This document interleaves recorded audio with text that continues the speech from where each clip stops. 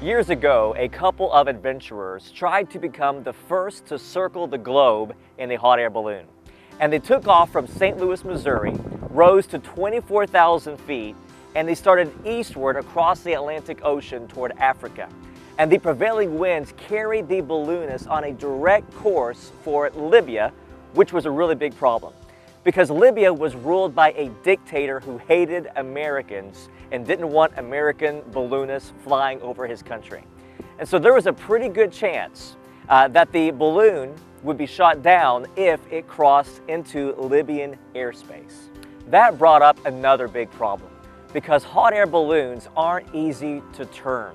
In fact, they can't be turned at all. They are completely at the mercy of the wind. But they can find different wind currents by changing altitude. At a higher or lower altitude, a balloonist can usually find a crosswind blowing in a different direction. And so these quick-thinking adventurers, they started letting hot air out of their balloon, and they dropped 6,000 feet.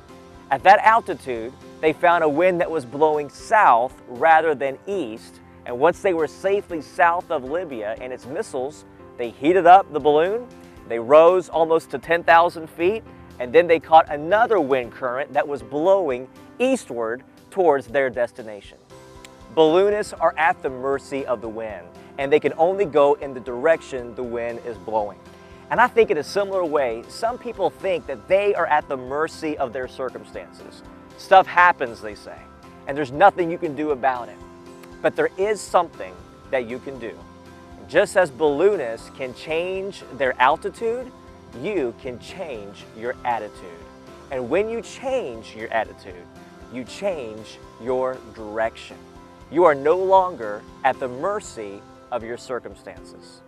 It is not so much the situation that gets us down, but our response to the situation. And that brings us to another problem principle. How you see the problem very well could be the problem. I love what Ernie Merritt said.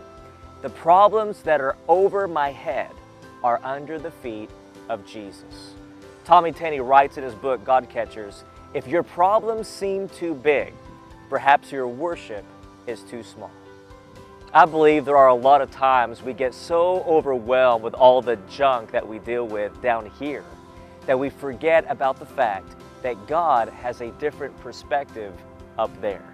And that's what I love about flying. When I take off in that hot air balloon or that airplane, everything beneath me begins to get smaller, and it seems more insignificant the higher up that I go. And that's also what I love about this scripture in Isaiah 40:31. It says, they that wait upon the Lord, He shall renew their strength. And that's a promise, but it comes with a stipulation. You must wait upon the Lord, and if you do, He will renew your strength. And that word renew in the Hebrew, it means to change or to exchange. You see, the Christian life is not only a change life, it's also an exchange life. And what that means is we give God our weakness, and He gives us His strength. But in order for that exchange to take place, we've got to wait upon the Lord.